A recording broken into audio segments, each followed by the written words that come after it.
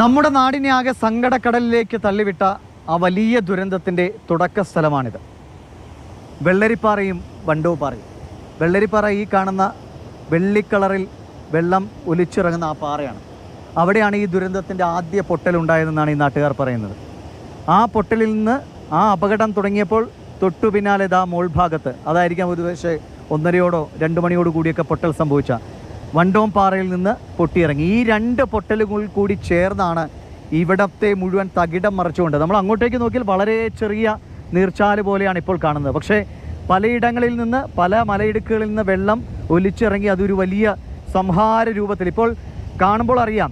ഇപ്പോഴൊഴുകുന്ന ഈ ജലമാണെങ്കിൽ ആ അപകട സമയത്ത് ഇതാ ആ കരയിലേക്ക് നോക്കൂ. ഈ ഇരുവശത്തും പുല്ലുകളെ അശേഷം തുടച്ചു നീക്കി അത്രയും ഉയരത്തിൽ മീറ്റർ കണക്കിന് ഉയരത്തിൽ മലവെള്ളം പാഞ്ഞിറങ്ങിയതാണ്. പിന്നെ എങ്ങനെ ഈ ദുരന്തം സംഭവിക്കാതിരിക്കുമെന്ന് നമുക്ക് അത്ഭുതത്തോടുകൂടി മാത്രമേ പറയാൻ കഴിയൂ. ഇന്നിവിടെ നിൽക്കുമ്പോൾ പ്രകൃതി എത്രത്തോളം മനോഹരമായിരുന്നു, അത്രത്തോളം എതിർദിശയിൽ, അത്രത്തോളം ഭീകരാവസ്ഥയിൽ മനുഷ്യനുമേൽ ആഞ്ഞടിച്ച ആ ഒരു ദുരന്തത്തിൻ്റെ തുടക്ക സ്ഥലം ഇത്.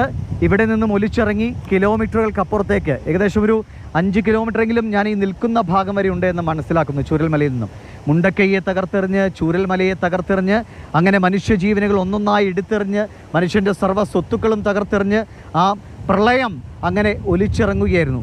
ഇനി അങ്ങോട്ടേക്ക് ഈ പ്രകൃതി, അത് സ്വാഭാവികമായി പ്രകൃതി ഇതിനെ വീണ്ടെടുക്കും. മരങ്ങൾ വളരും, ഒരു ദുരന്തത്തിൻ്റെ അവശേഷിപ്പായി ഇതിൻ്റെ ഇടുക്കുകളൊക്കെ നിലനിൽക്കും. ഈ സുന്ദരമായ ഭൂമി പക്ഷെ ഒരു ദുരന്തത്തിൻ്റെ തുടക്കമായി മാറിയ സങ്കടം തീർച്ചയായും ഇവിടെ വന്ന് നിൽക്കുമ്പോഴുണ്ട്. ഈ തണുത്ത കാറ്റിന് പോലും നമ്മുടെ മനസ്സിലെ സങ്കടത്തെ മാച്ചു കളയാനാകുന്നില്ല എന്നതാണ് സത്യം.